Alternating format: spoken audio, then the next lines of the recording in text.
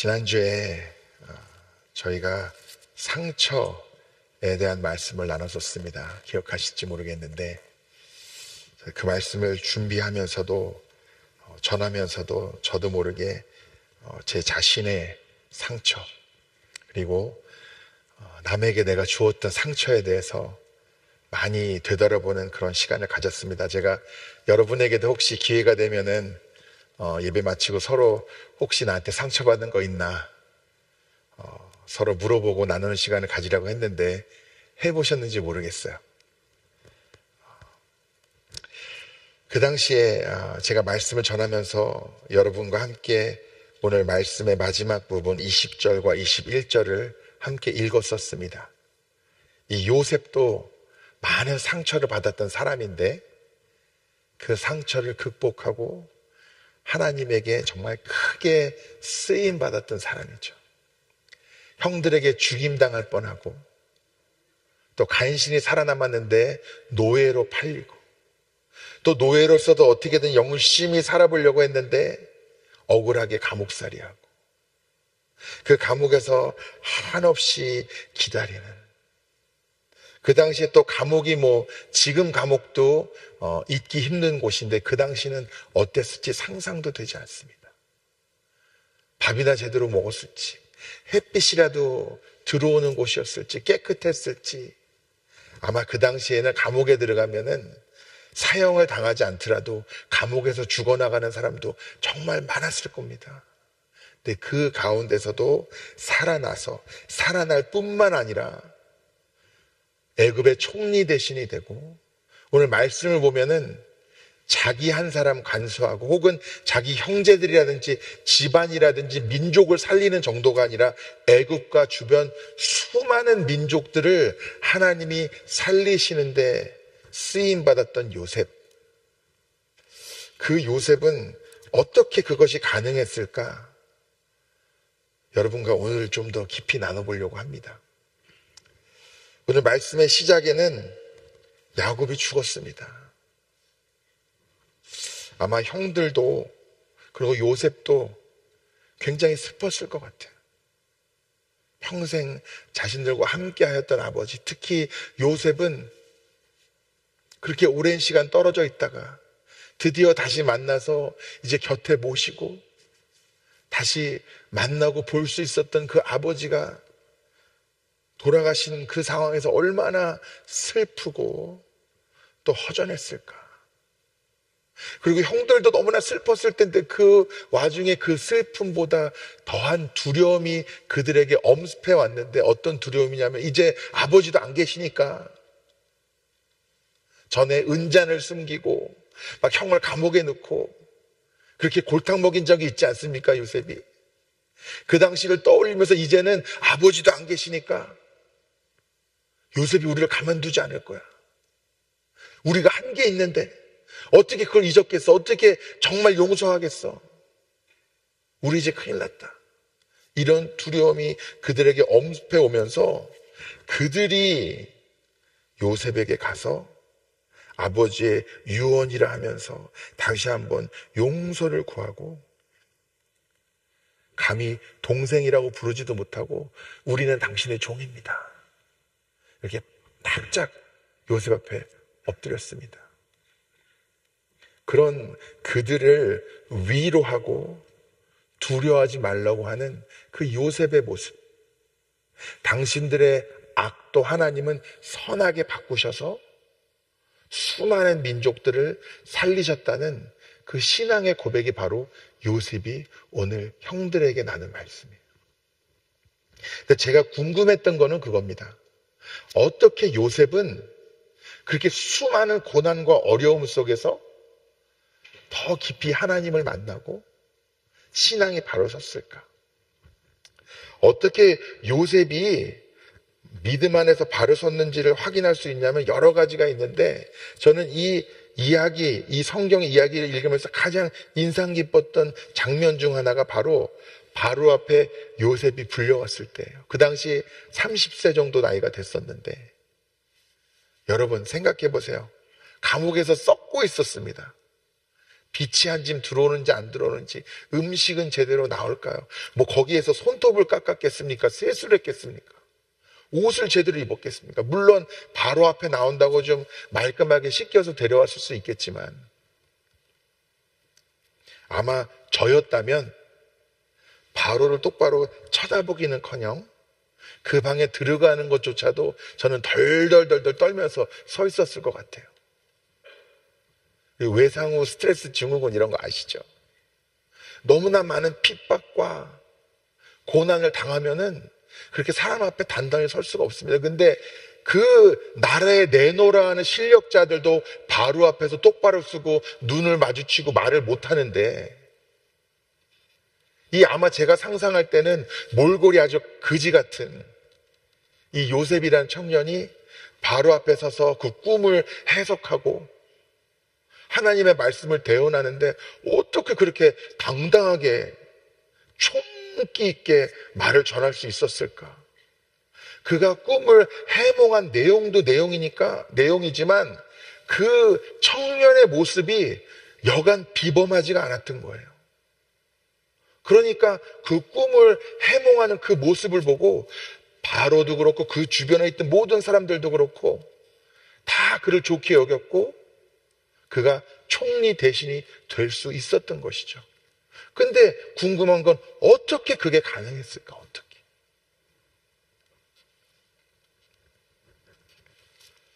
저는 이 말씀을 창세기 이 말씀을 읽고 또 읽으면서 자세하게 어떻게 요셉이 하나님을 만났는가에 대해서 막 자세하게 기록이 되지 않았는데 제가 추측할 수 있는 것은 한 가지밖에 없습니다.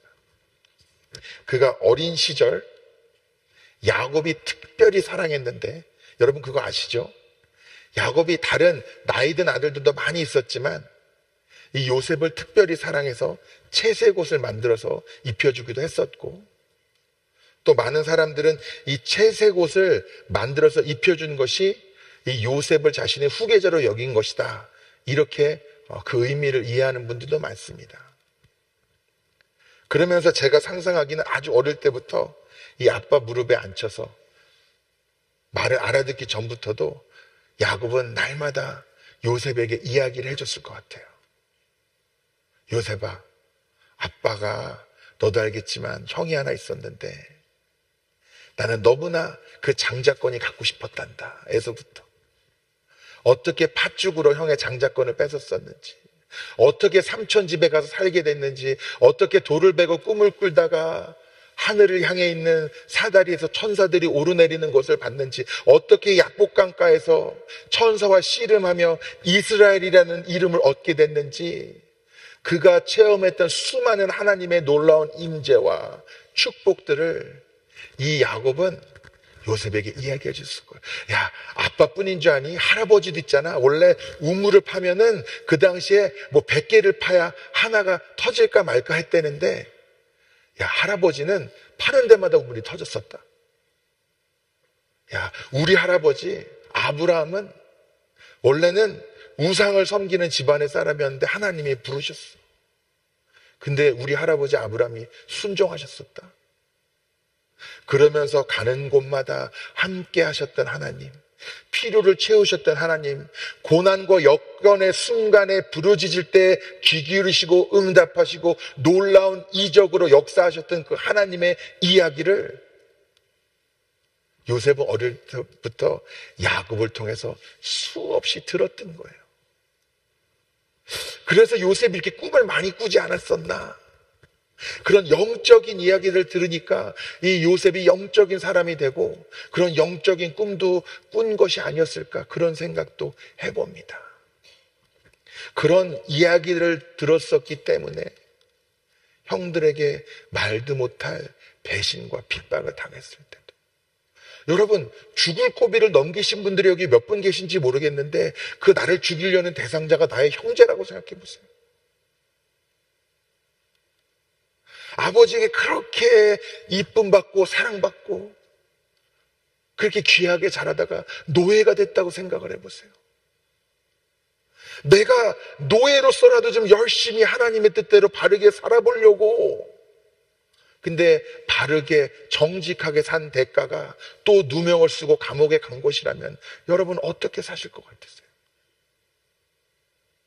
그 감옥, 그 칠흑 가득 어둠과 그 곰팡이 냄새와 주변에서 사람들도 죽어나가는 그 어둠과 그 암흑 속에서도 요셉이 주님을 생각하고 나와 함께 하시는 것을 누리고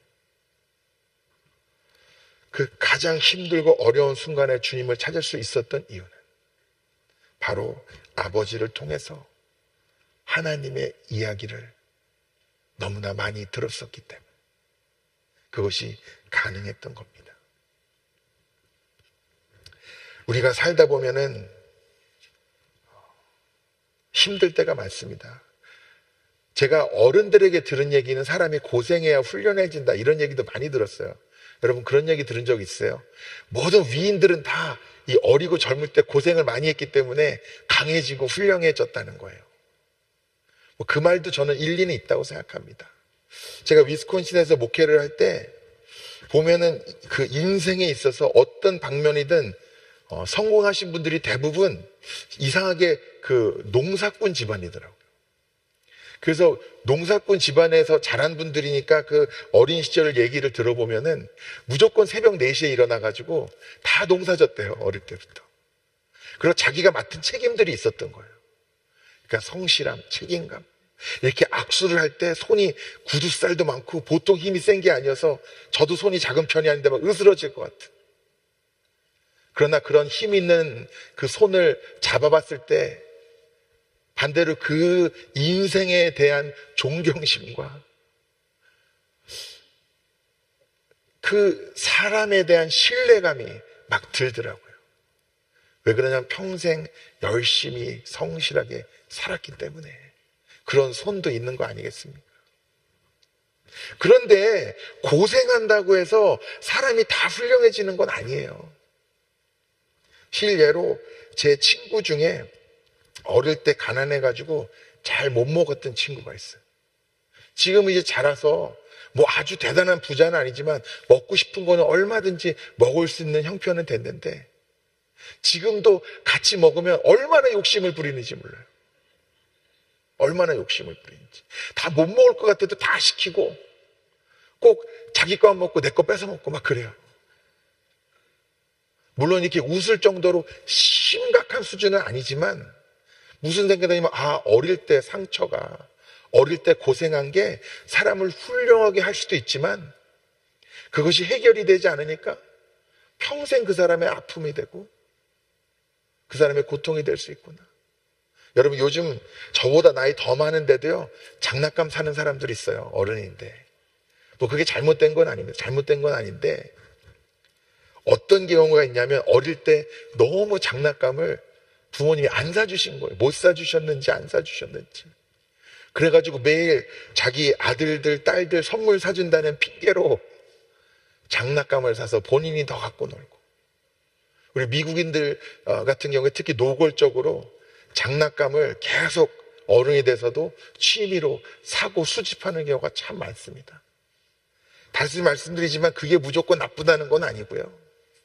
근데 그 이유 중 하나가 어릴 때 너무 장난감 없었던 게 한이 되어서. 그러니까 어릴 때 고생한 게 무조건적으로 사람을 훌륭하게 만들지는 않는구나. 그것도 또 분명한 사실인 거예요. 그러니까 요셉이 고생했기 때문에 훌륭해진 것이 아니라 그 고생 가운데서 힘들면요 하나님 살아계시지 않다고 오히려 믿음이 약해지고 무너지는 사람들도 있습니다. 고난 가운데.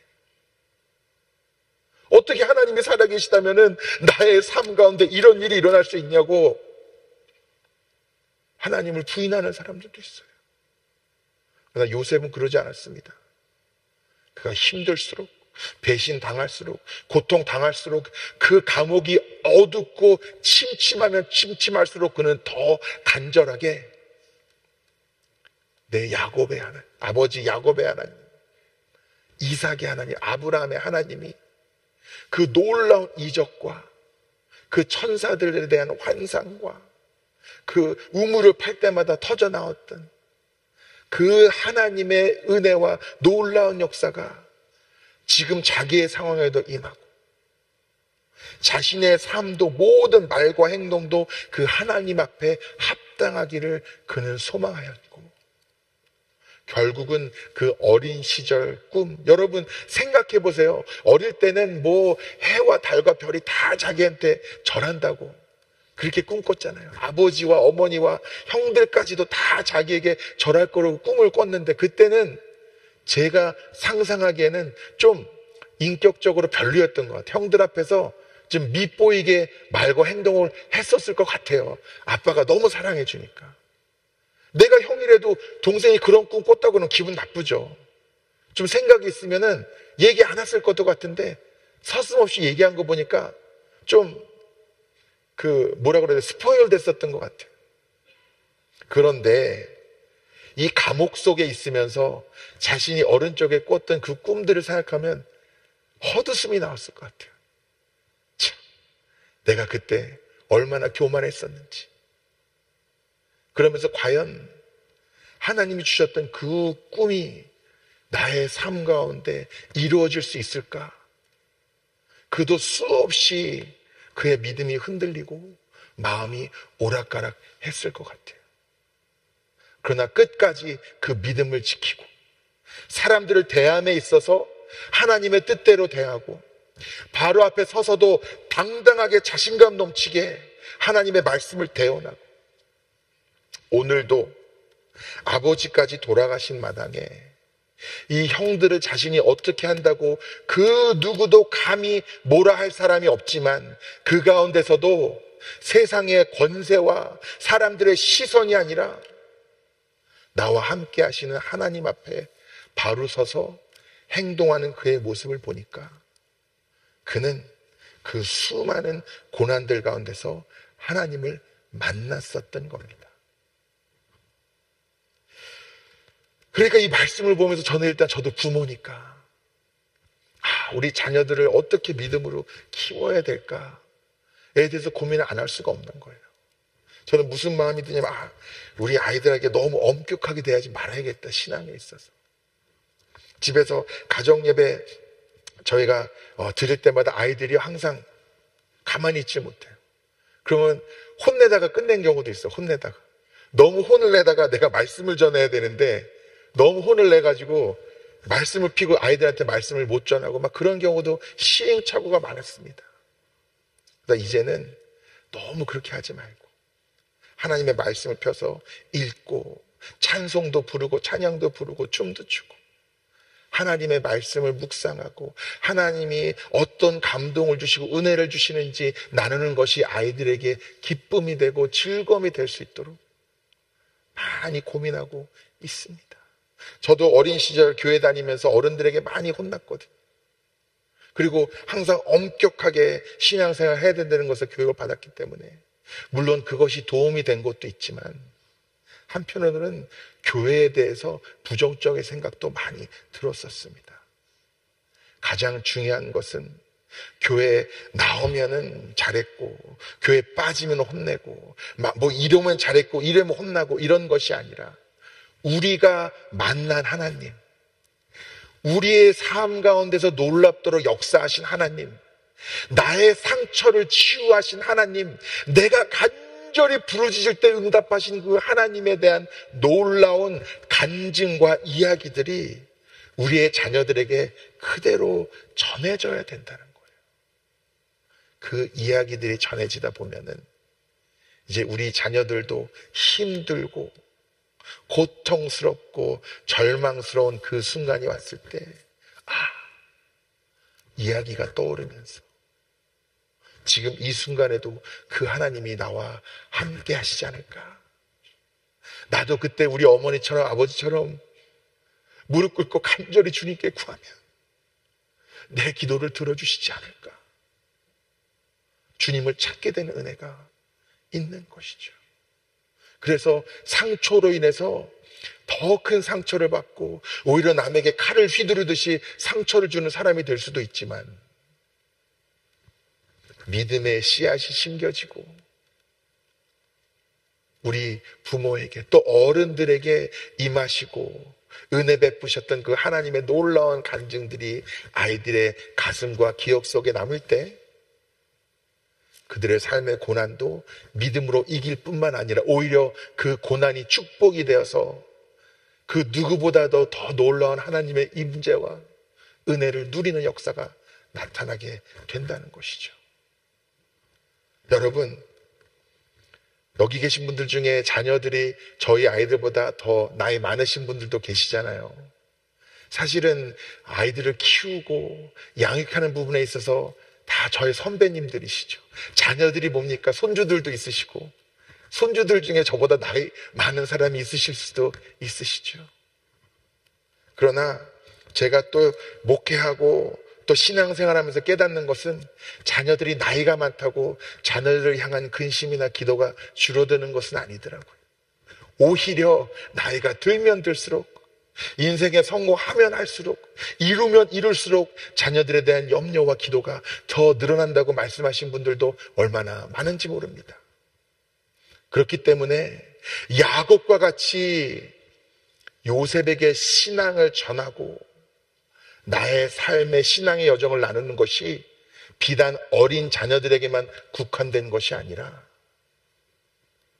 언제라도 늘 계속 우리는 나누고 증거하고 전해야 하는 것입니다.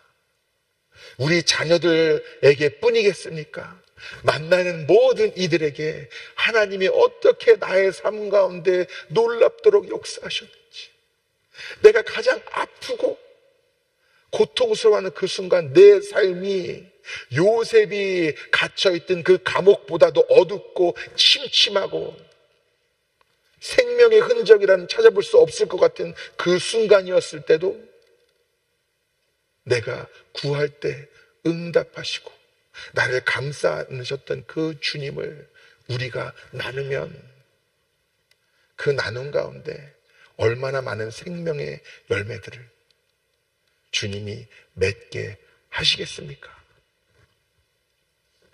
오늘 말씀을 보면은 형들의 얘기를 들으면서 요셉이 울었다고 하고 있어요. 17절 마지막에 요셉이 그들이 그에게 하는 말을 들을 때 울었더라. 왜 울었을까요? 인간적으로 생각하면 여전히 형들에게 받은 상처가 완전히 씻기지 않았을 수도 있는데 왜 요셉은 울었다고 기록되어 있을까요? 그가 고생한 만큼, 그 고생 가운데서 하나님을 만났던 만큼 하나님의 마음이 그에게 부어진 게 아닐까 저는 생각이 듭니다. 자신에게 가해자였지만 그들이, 우리 형들도 아버지가 돌아가셔서 나 못지않게 슬플 텐데 얼마나 두려웠으면 나한테 와서 이렇게 머리를 조아릴까. 그 생각을 하니까 순간적으로 하나님의 마음이 부어지고 형들이 불쌍해서 눈물을 흘릴 정도였던 겁니다. 그러면서 형들이 우리는 당신의 종들이니다 이러니까 요셉이 말합니다. 두려워하지 마소서, 내가 하나님을 대신하리이까. 참 신기한 거는 오늘 말씀에 어디 봐도 요셉이 제가 용서했습니다, 형들을 용서합니다, 이런 말은 또 없어요. 근데 뭐라고 하냐면 두려워하지 마소서, 내가 하나님을 대신하리이까. 이게 무슨 얘기입니까? 죄를 심판하는 분은 누구예요? 하나님. 한 분밖에 없어요. 죄를 심판하는 분은 하나님이에요. 우리는 서로를 판단하고 심판하는 역할을 받은 사람들이 아닙니다. 판단하고 심판하시는 분은 하나님 한 분뿐이에요. 그러니까 요셉은 형들을 용서하고 자시고 할 게 없는 거예요. 왜냐하면 그것은 자신의 역할이 아니라 하나님의 역할이라는 것을 진즉에 그는 깨달았기 때문에. 그렇기 때문에 형들뿐만 아니라 그동안 자기에게 잘못한 그 모든 사람들에 대해서 그것이 상처가 되고 불행이 되고 쓴뿌리가 되고 또 다른 상처를 다름에게 입히는 사람이 되지 않을 수 있었던 것은 그 모든 판단과 심판은 하나님에게 온전히 맡기고, 왜냐하면 하나님의 역할이니까. 자신은 이 수많은 사람들의 악도 선하게 바꾸셔서 수많은 민족들을 살리는데 자기를 사용하시는 하나님의 그 섭리에 스스로를 온전히 맡겼던 겁니다. 그러면서 정말 은혜가 되는 것은 하나님은 이스라엘 백성들만 사랑하셨던 것도 아니고 야곱의 자녀들과 가정들만 사랑하셨던 것도 아니에요. 그들의 악을 사용해서 애굽도 그 주변의 수많은 민족들도 그 가뭄에서 건져내셨던 거예요. 하나님의 사랑은 한계가 없습니다. 그러니까 주일날 우리가 여기 모여 앉아있다고 하나님이 우리만 사랑하시는 거예요? 아닙니다. 지구 반대편 끝에 있는, 여러분은 본 적도 없고 만난 적도 없고 만나면은 어색하고 이상한 그 사람들도, 하나님의 이름을 망령되이 일컫고 하나님을 조롱하듯이 세상에서 죄 가운데 살아가는 그 사람들도 하나님은 다 사랑하세요. 그리고 우리의 악도, 그 사람들의 악도 하나님은 선하게 사용하셔서 생명을 구하는 데 사용하기를 원하십니다.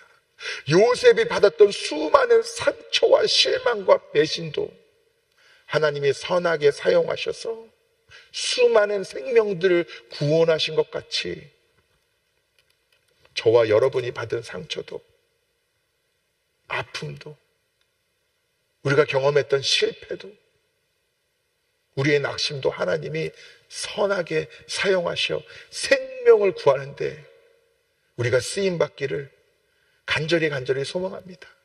그리고 여러분의 자녀들, 여러분의 손주들, 그리고 내 자녀가 아니라도 우리 믿음의 자녀들이 있잖아요. 우리 다음 세대가 있지 않습니까? 우리의 역할은 일부러 그들을 고생시켜서 훌륭하게 키우는 게 우리의 역할이 아니고, 여러분, 우리가 나서서 그 역할 안 맡아도요, 살다 보면은 아픔과 상처와 고통이 없는 사람이 어디 있습니까?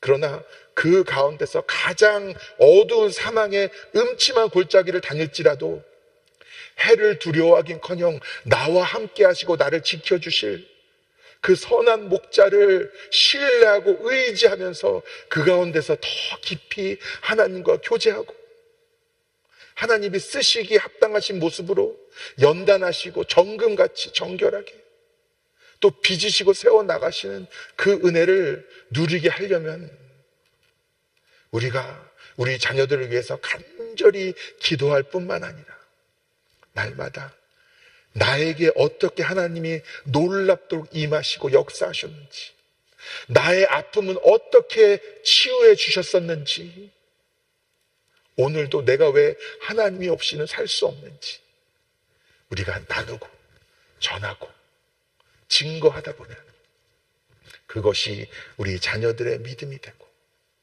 가장 필요한 순간에 그들이 의지하고 그들이 순종할 하나님이 되시지 않겠습니까? 여러분, 그렇게 하시기를 간절히 축복합니다. 하나님의 뜻을 이루는 삶은 완벽한 삶이 아니에요. 하나님의 뜻을 이루는 삶은 흠없고 상처 없는 삶이 아닙니다. 가장 똑똑하고 잘난 삶이 아니에요. 저는 지금도 거울을 보면 마음이 오락가락합니다. 제가 성령 충만할 때는 하나님의 형상대로 지은 이 잘생긴 사람, 하나님을 닮았으니까 그렇죠?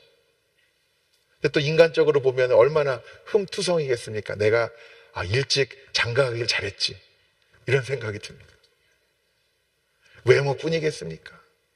우리의 속모습, 얼마나 내가 갖고 있는 지식이 알량하고 부족하고 얕은지, 내가 무슨 흔히 멘탈이 강해가지고 어떤 상황에서도 상처 안 받고 흔들림 없는 그런 사람도 아니고, 성격이 외향적이어서 먼저 나가서 누구한테 쉽게 말 거는 사람도 아니고, 모르보나 연약하고 부족한 사람인데, 그러나 그 가운데서도 하나님이 함께 하시고 하나님이 통하여 일하시면 악도 선으로 바꾸시는 주님, 우리의 믿음과 순종을 통해 나 한 사람을 구원하시고 살리실 뿐만 아니라 수많은 영혼들에게도 생명을 부어주시는 주님의 그 놀라운 은혜가 저의 삶과 신앙에서도, 여러분의 삶과 신앙에서도 누려지고 하나님의 뜻을 온전히 이루는 삶으로 세워지시기를 축복합니다.